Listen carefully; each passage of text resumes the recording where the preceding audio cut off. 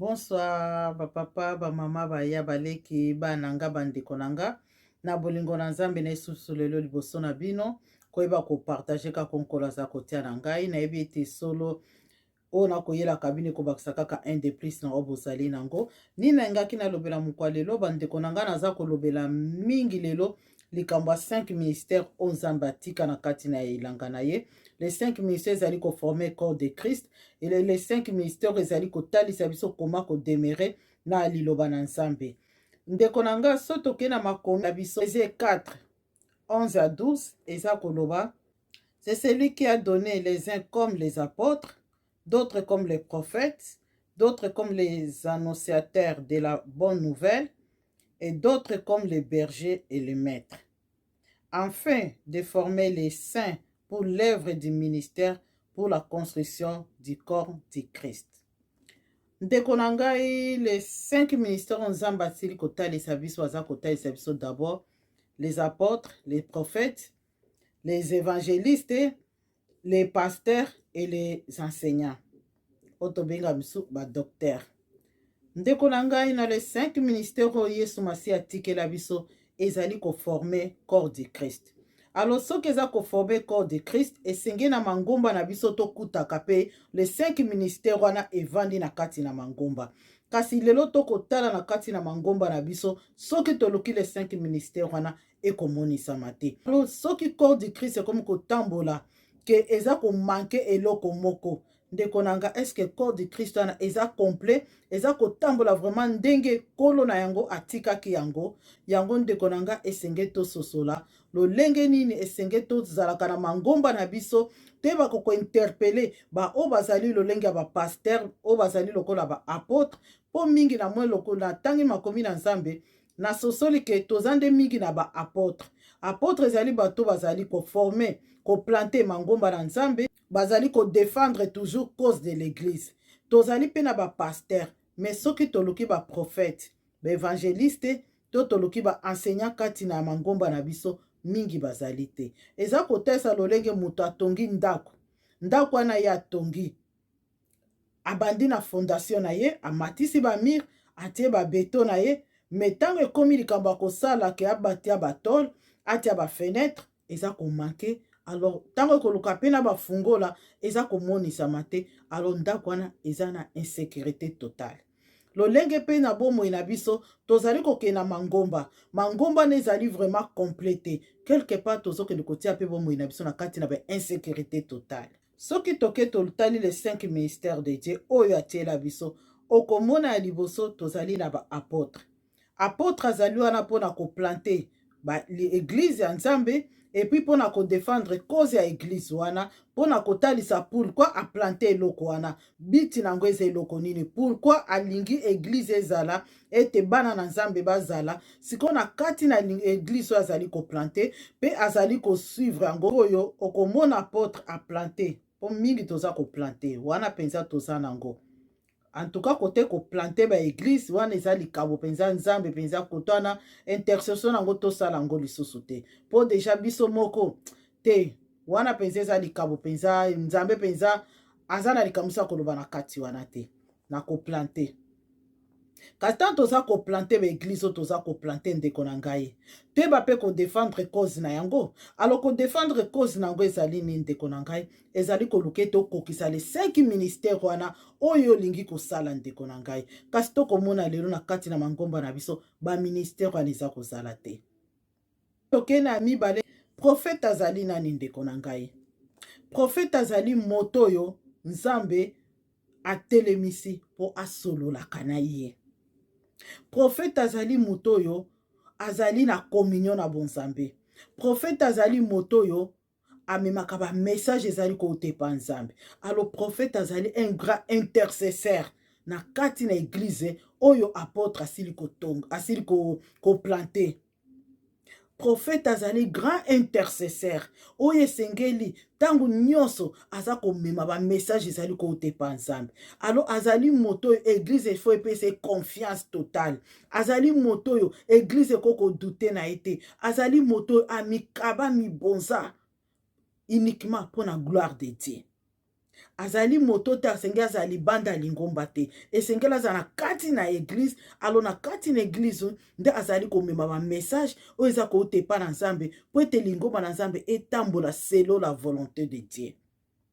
Kasi lelo tozali na bango te na mangomba na biso moto eko kozala toyebi ke soki aye na message mutu moko aboyaka yango azali te de message wana aza koya nango euti epai ya nzambe mpo na elanga na ye. Me lelo tokoluka baprofete na kati na biso bazali te yango moni bana na nzambe tokotambola na kati na aveuglement tokotambola na kati na ignorance tokotambola na kati na batrouble yango tokokuta na bascandale parceke toza kotambwisa bonzoto. Me message ya nzambe esengelaki apesa biso toyamba yango te bakeno oyo asololaka na nzambe ya solo aye komemela biso message tozali na ye te. Ndeko nango koloba mama wana ekipaka nango lisusu te paske rido ya temple esila kopasuka esengeli moto nyonso azali libre akokota na présence ya nzambe. Me makomi ezali kotalisa biso ete mpo totonga corps du Christ esengeli tozala na kati na 5 ministère wana. Évangéliste azali nani ndeko na ngai? Évangéliste azali moto oyo azali kopanza liloba na nzambe bisika nyonso. Azali moto oyo soki bato bamoni babi oyo aye na message euti epa nzambe paske apôtre asili koplante, prophète asili koprophétize, évangéliste azwi message abandi komema. Abandi kopanza message nzambe apesi mpona libota na bana na ye.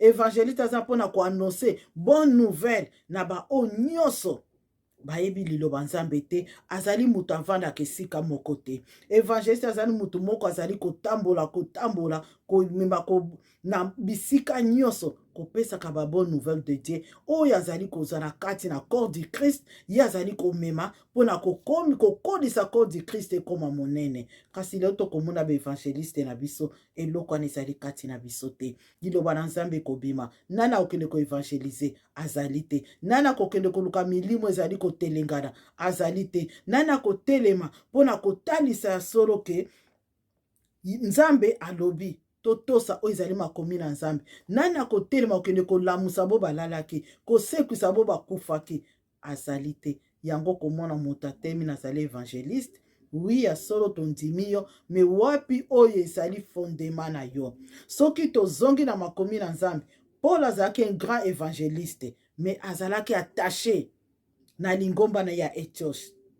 Do azalaki attaché ndeko na ngai. Yango biso lelo tokomi soki nazali évangéliste nasali yanga lingomba etikali kaka mpo na ngai moko. Tala bisika tokobungisama. Ndeko na ngai nani akoki kotonga ndaku me ndako wana ezangi protection likolo. Yango komona mangomba na biso tozali na 3 ministères 2 ministères ezali te. Toza na 2 ministères 3 ministères ezali te. Donc oyo komema protection to oyo koenseigner azali te ndeko na ngai. Soki tozongi na kati na bapaster, paster azali wana tango ayoki message de Dieu basili koplante lingomba. Prophète asili koya na message ye azwi message wana amemi yango epa bana na nzambe mpo aforme badisciple de Dieu. Évangéliste ake koevangélize, paster atikala na mpona koforme baoyo bazali badisciple ya Yesu Masiya po ete bango mpe bakende kokoma mpe baevangéliste bayeba koevangélize su liloba na nzambe. Kasi lelo tokomonaka yango te bapaster mpona koteya liloba koforme badisciple to koforme so badisciple te tokoma kosala makambo na ndenge soki aye apesi liloba mpona ye esuki wana tokoma koluka bamiracle tokoma koluka bamiracle baprospérité do biloko moko oyo eza meme bato basambelaka te bato bayebi bonzambe te baza na biloko nyonso wana. Ndeko na nga bokoyebisanga motu kutu ayebi nzambe te avoyageaka abalaka abotaka asalaka nyonso ata nzembo moko ekotambola mikolo ndeko na ngai na ndeko na biso moko ayembi yango na Congo mingi bakoyoka bakoseka me eza chanson moko prophétique parce que aza koloba oyo ezali réalité. Ndeko na ngai bapaster boyeba koforme badisciple de Dieu, boyeba koforme badisciple de Dieu, bo enseigner bango crainte de Dieu, connaissance de la parole, bayeba kodiscerner le bien le mal, bayeba nzambo bandimela aza na bomoi. Enseignant azali nani ndeko na ngai? Enseignant azali moto oyo paster asisi koteya, paster asisi kotalisa liloba, Pasteur asili kotalisa oyo nzambe amemela ape oyo prophète atali alobelaki ye enseignant ngo bana na nzambe. Enseignant azali wana sikoyo na kozwa ba oyo ndeko na ngai eloko moko na ngaki naloba tokendaka ba eglize biso nyonso pasteur akokoteya ateyi sala expérience moko ndeko na ngai telema na porte ou bien zwa bandimi wana ta une semaine 2 semaines ou bien 3 semaines tuna bango awiye le même jour tuna bango pasteur auti koteya nini okoyoka mateya bakokanga ngo te me bakokanga ba oyo ezalaka ba exemple o balobi bakoboya liloba me bakolinga bayoka masapo. Alors okomona akopesa kaka exemple o pasteur alobaki meta kotuna okoko edifie nga moke na o pasteur alobaki okomona mutu abungi ya mibale mutu na mutu ayambaka liloba na nzambe selo bapense na ye epuis selo raisonnement na ye. Alors omona bato ya bongo ndeko na ngai yango baenseignant baza koluka bango na kati na mangomba baenseignant baza sikwana ndeko na ngai mpona koyeba koede ba oyo baza kocomprendre parole de Dieu te koede ba oyo bayoki liloba me bazo comprendre nini te pasteur alobi mingi toza koyoka maloba na nzambe koyaka ebele me tozo comprendre makambo mosusu te yango tango toza comprendre makambo pasteur aza koteya te yango omoni eza komimela biso kufa ebele wana mpe ezoyela biso badoctrine ebele tellement bana na nzambe baza na baenseignant te mpo baensegne bango okomona moto aza na likabo wana ya koenseignaka bana na nzambe makomi o pasteur asili koteya ye moko akoma pasteur ye moko akoma prophète ye moko akoma évangéliste ye moko akoma prophète omona siko nde tokotambola ndeko na ngai sinango ndeko na ngai ezali nini importance nango ezali po ete bana nzambe babima na kati na ignorance baza na kati na connaissance divine wana so bazali na kati na connaissance divine bakotambola kati na connaissance wana mpe bakokoma na oyo nzambe alingaki tozala parceke nzambe alukela biso toujours bolamu na connaissance oyo tokozwa ekopermettre biso toyeba mpe tozala na connaissance ya koyeba kobungisama na badoctrine nyonso bakokoyela biso parceke ntango apôtre asili koplante prophète asili komela biso message de Dieu pasteur alesi biso liloba wana évangéliste ake kopanza na bo bazalaki mosika wana enseignant azali wana mpona kolendisa biso siko liloba na nzambe ndeko na ngai ata bayeli biso doctrine nini ekozala mpasi to avale yango to accepte yango parceke toyadena na connaissance divine eloko ebomaka biso na kati na nyonso ndeko na ngai baraisonnement na biso ememaka biso toujours biso na kati na kufa okomona lelo na telemi lolenge na kolendisa na koedifiaka bana nzambe ekotinda ndeko na ngai miba ya misato mama Josiane oza boye ndeko na ngai nabosani o nzambe alobelaki na ngai na sala mbala moko nake kosala ezali posa ya bato ndeko na ngai yango ntango tozokoyaka na baskandale to kokutanaka na baproblème tozokoka kobima na kati te parceke tozolanda oyo nzambe azoloba na biso te tozolanda siko oyo mokili ezoyebisa biso ndeko na ngai okokozala na don ya guérison memango na kati na etonga na nzambe okokozala na don ya connaissance memango na kati na liloba na nzambe okozala na don ya prophétie mingi tokobungisama parceke toza koyeba te toza komanke bato esengeli balendisa biso so toloki na mangomba na biso banani bazali lokola baenseignant toza na bango te banani bazali baoyo batelemi mpo bapesa biso connaissance de la parole de Dieu bazali te me baoyo vraiment toza na bango wana penza tokelela bango te bana toza na bango mikolo nyonso bana bazangaka te kati na biso baapôtre bapaster toza na bango soki basili koplante na bango pasteur atelemi na ye oyo etikali 3 ministère wana tosobi oluka kati na mangomba na biso ezali pasi tokutana nango nyonso wana eza monguna aza komela biso na kati na ignorance monguna aza kobungisa biso ndeko na nga mpo totambola na makambo ya bonzambe esengeli matoi na biso eyoka nzambe azoloba na biso nini siko nani akoyebisa biso nzambe alobi nini ndeko na nga ata rida temple epasuka lelo moto nyonso nzambe akokolobela ye lolenge makomi eza koloba na biso me toyeba kotosa mpe ezali makomi na nzambe toyeba kososola nzambe aza kolobela biso nini ba o nyonso bazwa lobiko soki otangi bango na makomi na nzambe bazalaka toujours na baprofete baza kosunga bango wana, bazalaka toujours na bamessager oyo bazali kouta na bamessage epa nzambe eza kotalisa bango, bazalaki toujours wana baza koyoka oyo baenseignant baza koensegne bango. Me biso lelo toza na biso lolenge kaka bana bazanga bapapa mama to kodebriaka na biso kaka. Liloba na nzambe eza malamu me koyoka mongongo na nzambe eza très important. Okolingano liloba na nzambe tokokende na baeglise nde tokendaka, tokokende bisika nyonso nde toza kokende tozoyoka liloba na nzambe butu moi, surtout na bareseau sociaux. Soki na yabi totala bato baza kopartage liloba ndenge na kopartageaka boye na base tozali de milliers.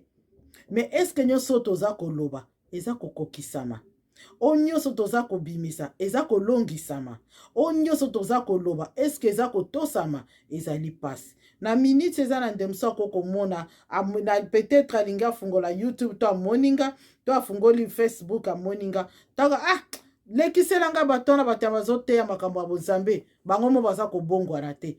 Ndeko nanga mponi tosi tocholisi kombo na nzambe na degré nyonso nyonso na mpo nini tokovanda na bandako inacheve, nyonso na mpo nini tokovanda na bandako ezanga batole ezanga bafenetre ezanga bakadena, nyonso na mpo na nini tokovanda na bandako oyo eza na protection te, tokovanda na bandako oyo mupepe nyonso ekokokota eye destabilize bino. Mais soki tozaki na prophète akoyeba deja koprofetize bana nzambe tokeba mikolo tokokwea na makambo boye po nzambe asili korevele bino. Soki tozali na kati na évangéliste asili kokende koevangelize liloba na nzambe bana na nzambe balamuki. Tango tozali na bapaster tozali na bango, soki toza na baenseignant baza koensegne deja bana na nzambe lolenge esengeli bavanda ata mbonge ya lolenge nini bademere kaka. Mais tellement bato na nyonso bazaka toza na bandako inacheve batole eza te bafenetre eza te likambo kaka mupepe kaka ya eza ata mupepe wana eza nango ya mabe te mokomona kaka ekweisi bato ememi bosoto ememi kufa mpo nini protection ezali te. Biso nyonso tokóma na biso bayesu kanga moko mama José naza apôtre naza prophète naza évangéliste nazali pasteur nazali enseignant kaka nga moko naza na 5 ministère wana kati na nga naza yesu te. Nga naza yesu te mpona mema 5 ministère, nga naza yesu te mpona tambola nango nyonso.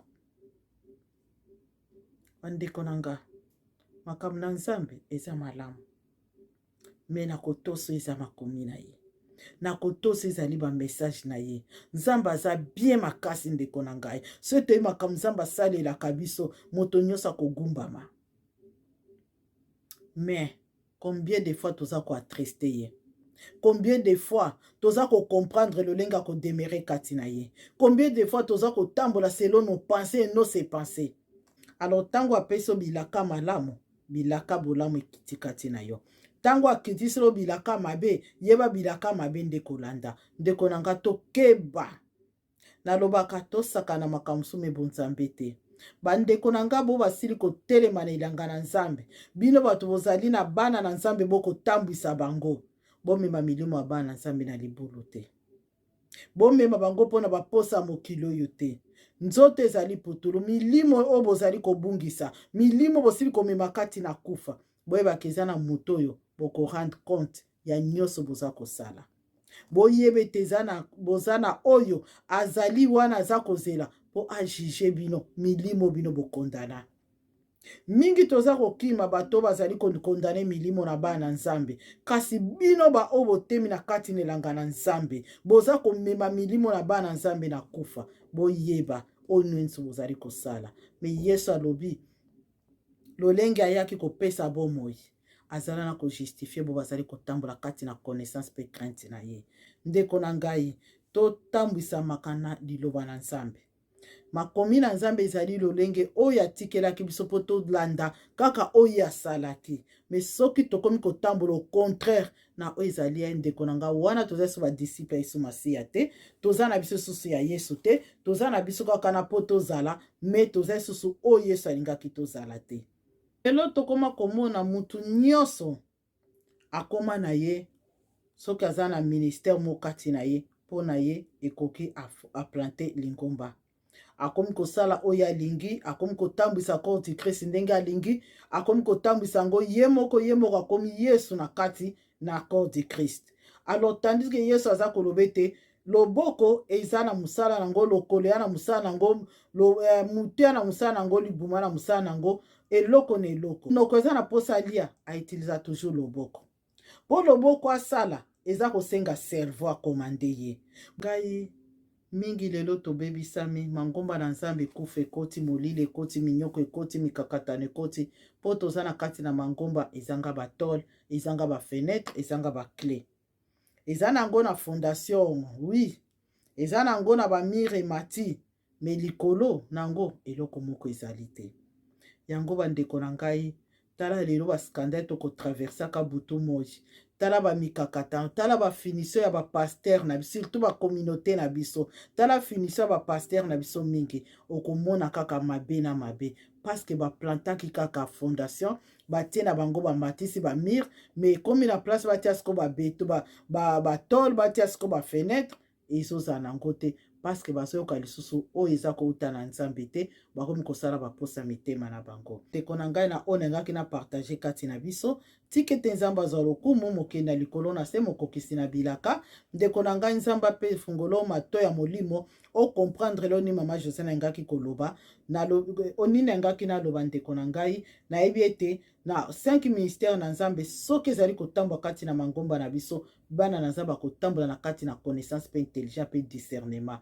Mais soki toza na mankima biloko wana, eza pasi bana Nzambe ba comprendre eloko nini bilia nini baza kolesa ba misuna mikura nyoso tosangisi tomeli, mutu akoyebisa biso ke oyo bimisa bwaka, oyo kobuko, oyo mela, oyo bimisa azali te, yango mwe tomona kaka pasi. Ndeko na ngai, tike te Nzambe likolo abakisa lisusu na oyo ezangaki po ete mokokisi na bilaka. Que Dieu vous bénisse. Merci beaucoup.